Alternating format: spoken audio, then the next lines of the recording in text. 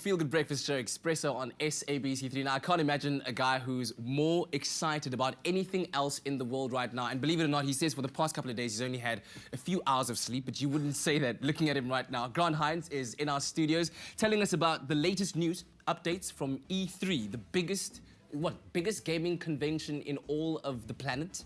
Yes, pretty much. Pretty much, right? It is this massive convention that happens in LA once a year. Yeah. And big game publishers and distributors basically get on stage and show us what they got for the next year. Yeah. But this year is very special because it's not like any other E3. We've seen 8 years since the last consoles have come out, roughly. So the new consoles are about to dawn. Like a new generation. And these are multi-billion-dollar companies that are up in arms against one another to try to steal market share. And it's so entertaining to watch these guys try one-up one another and try to win the hearts and minds of us gamers who are sitting at home watching the stuff, streaming the stuff, and wondering where to put our cash in the next 12 months. Speaking of wanting up one another, the big debate has now been Xbox One versus PS4. Yes, so the Xbox One is the new Xbox. You can see it at the back here. Check it out. It is a beautiful machine. It's very slick. I like the angular design. Most of the consoles coming out now have these very angular designs.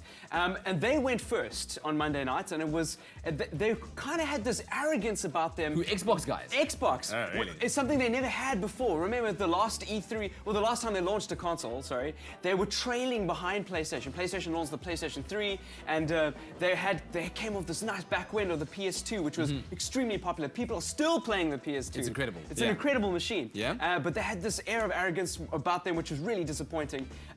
And there were some really disappointing announcements and news that's come over the past week. Namely that there's some strict DRM, which is digital rights management, which means that you can't lend your games out. Your games are tied to your console. Once you've installed them, they belong to you. The disc doesn't really matter. You have a license. It's kind of how most software licensing works. So I understand where they're going. It's the future of digital and gaming. But people are slashing that because it's taking away from gaming, which I think PS4 is still kind of for.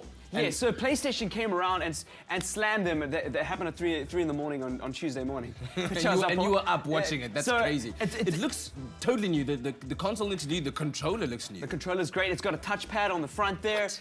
It's launching at $100 cheaper than the Xbox, which was unheard of. And he stood up on stage at one of the most dramatic things at E3 and said, "You know what? No DRM. The way to lend your games to a friend is, hey man, here." And people were like, yeah, like people were just cheered. There was about like 5 minutes of cheering. It was crazy. So it was very dramatic. But E3 is not complete without the games. Very true. FIFA 14. Come on, man. We've been waiting for this game all year long.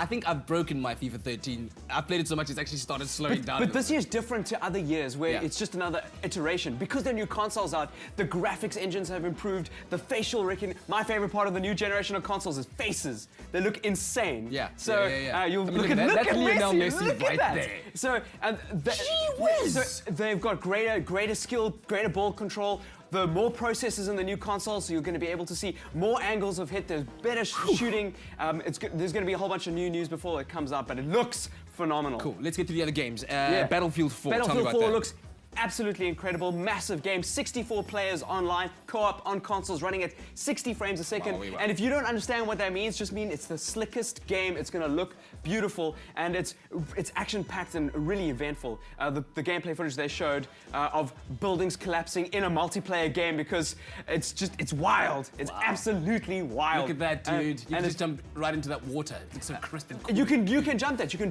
drive vehicles, but because it's 64 players online, you've got 32 on your team, which means it's just all-out battles. It's just like, cops and robbers, but you're an adult, and it's a lot more fun. You're an adult and more fun. Drive Club is another game that's coming out, which is of note. It's the guys who made Motorstorm, which is obviously a really popular racing game. It is not a simulation game. It's coming out for the PlayStation, and if you have PlayStation Plus, it is free from day one. So they're really punting this really new business model when it comes to racing. And racing games really have improved. I mean, it was one of those games that always, when a new console comes out, you can see the sheen and the slick before anything else, and the new physics.